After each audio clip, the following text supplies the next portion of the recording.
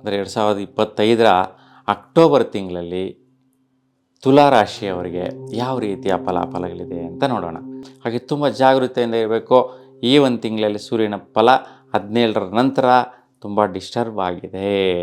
ಇನ್ನು ವಿವಾಹ ಜೀವನ ನೋಡಿ, ಯಾರು ಹೊಸದಾಗಿ ವಿವಾಹ ಆಗಬೇಕು ಅಂತ ಪ್ರಯತ್ನಗಳು ಮಾಡಿದ್ದೀರಾ, ಆ ಒಂದು ಪ್ರಯತ್ನಗಳೆಲ್ಲವೂ ಕೂಡ ಕಾರ್ಯ ನಾಶ ಆಗತ್ತೆ.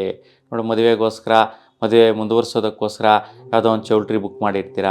ಆದರೆ ಆ ಚೌಲ್ಟ್ರಿ ಆ ಡೇಟ್ಗೆ ಮತ್ತೆ ಡೇಟ್ ಚೇಂಜ್ ಮಾಡ್ಕೊಳ್ಳುವಂಥ ಪರಿಸ್ಥಿತಿಗಳು ಬರೋದು, ಯಾರೋ ದಾಯಾದಿ ಸಂಬಂಧಿಗಳಲ್ಲೇನೋ ಒಂದು ಅಶುಚಿಗಳು ಬರುವಂತಹದ್ದು.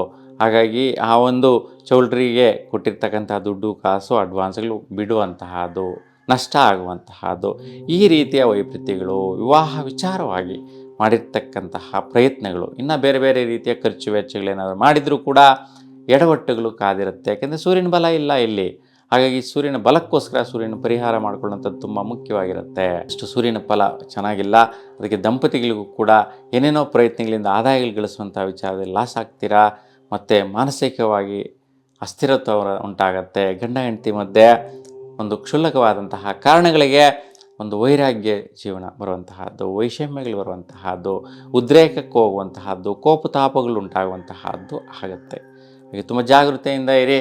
ಹಾಗಾಗಿ ಈ ಒಂದು ಸಮಯದಿಂದ 17ನೇ ತಾರೀಕಿನ ನಂತರ ನಿಮ್ಮ ಮನೆಯಲ್ಲಿ ಅಂದರೆ ಗೋಧಿ ಹಿಟ್ಟಿನ ದೀಪ, ಅಂದರೆ ಬೆಲ್ಲ, ಗೋಧಿ ಹಿಟ್ಟು, ಹಾಲು ಮಿಶ್ರಣ ಮಾಡಿ ತಂಬಿಟ್ಟು ದೀಪಗಳನ್ನು 10 ದೀಪಗಳನ್ನು ಒಂದು 10 ದಿನಗಳ ಕಾಲ ನಿಮ್ಮ ದೇವರ ಸನ್ನಿಧಿಯಲ್ಲಿ ಬೆಳಗಿಸೋದ್ರಿಂದ, ಆನಂತರ ದೀಪಗಳು ತಣ್ಣಗಾದ ನಂತರ ಒಂದು ಕೋತಿಗಳಿಗೆ ಅಥವಾ ಹಸುಗಳಿಗೆ ಕೊಡುವುದರಿಂದ ಶ್ರೇಷ್ಠವಾದಂತಹ ಫಲಾಫಲಗಳನ್ನ ನೀವು ನೋಡ್ಬೋದಾಗಿರುತ್ತೆ.